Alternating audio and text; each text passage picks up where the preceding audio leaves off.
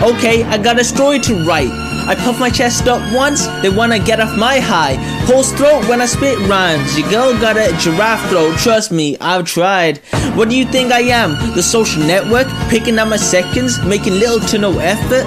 Smoking these pussies like Garfield. I'm due for my weapon. They love the Spider-Man by going camouflage like the lizard. Running out of options, start to pivot. Enough said, you like a frog. Did I hear ribbit? When you rap, you lip smack. I spit it.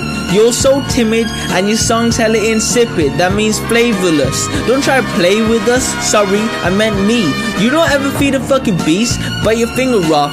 Locked on fear factor. You're scared of me like a ghost. Paranormal activity. But don't give me no sheep. I don't take shit like Scott Summers. I see red, it's time to sleep like a vampire. My favorite letter B. In layman's terms, about to do a Wolf of Wall Street. Beastly break beat, the way I break beats. The stats gets earned, the name gets fucking burned. Got the vision like the red bitch. Scarlet Witch, I wander around, but then I switch so easily. I'm trying to get an Oscar like Bravo, make Charlie run from points A to B. Or if you want to search and destroy the boy, that changes dramatically, systematically, from A to Z. But I'm grinding every week, trying to skate past all the phonies. For the record, you can pass me the fucking Tony and the BAFTA, cause I'm in an uncontrollable state of laughter. But I'm aiming up, that's like my master plan.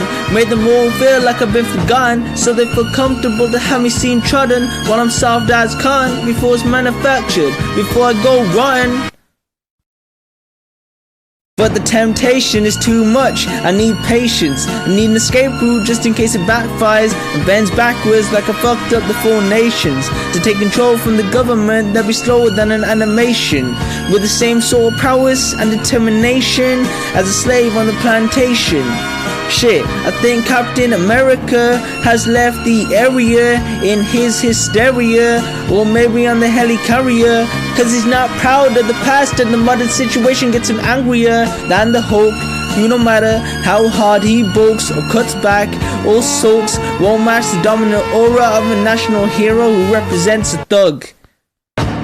But when he's given a hug, he goes ballistic, and that isn't a picnic. If you wanna risk it, he's like a weapon of mass destruction, and its construction and its function to ruin the world and the galaxy straight up to the cosmos, fitting like Galactus, packed up with an appetite for action, to unleash myself and see the chaos like the fucking Kraken, or maybe in the modern world like the fucking carrot. In my chimichurri and choose violence that isn't necessarily produced. But evolution in truth means that I won't get my ass beat and lose. Instead I grab a whole bunch of nukes, made them all go boom, straight from Liberia like Dr. Doom. Trying to set an example whilst being smooth in a flash like I'm Zoom. Wind up all the bombs on a timer, real close, never long. Do an interview to explain what I'm on. Dropping croissants like the French with my wealth. They belch while in stealth, so I send all they ask to hell. Feeling like Tony Montana with a bell, ringing the alarm when I'm coming out my shell. But back to the blaster pan to take over the galaxy like magic. Stretching thin, call my ass Mr. Fantastic. Shit's incredible. Since a kid, I wanted to fuck Mrs. Elastic. Now I got chicks bending backwards for another rack. What's exposing the racks? Shit, I keep getting sidetracked. I reply, I'm the main race, and we the same race, no matter what face. So let me reinstate order with no corruption. If you're that thick-minded, you need liposuction, or instead, use this weapon of mass destruction. Ladies and gentlemen, here I am, back of a stone wall that adjoins Mr. Wilmer's garden. From here, I get a sweep of the whole scene. I'll give you every detail as long as I can talk and as long as I can see. More state police have arrived. They're drawing up a cordon in front of the pit. About 30 of them. No need to push the crowd back now. They're willing to keep their distance. The captain's conferring with someone. Can't quite see who. Oh, yes, I believe it's Professor Pearson. Yes, it is. Now they've parted, and the professor moves around one side, studying the object, while the captain and 2 policemen advance with something in their hands. I can see it now. It's a white handkerchief tied to a pole. Flag of truce. Those creatures know what that means, what anything means. Wait a minute, something's happening. Some shape is rising out of the pit. But and make out a small beam of light against a mirror.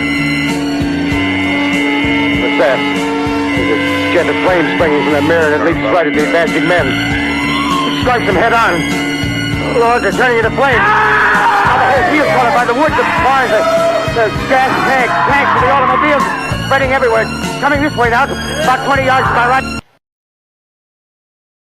Ladies and gentlemen, due to circumstances beyond our control, we are unable to continue the broadcast from Grover's Mill. Evidently, there's some difficulty with our field transmission. However, we will return to that point at the earliest opportunity. In the meantime, we have a late bulletin from San Diego, California. Professor Indelkoffer, speaking at a dinner of the California Astronomical Society, expressed the opinion that the explosions on Mars are undoubtedly nothing more than severe volcanic disturbances on the surface of the planet. We continue now with our piano interlude.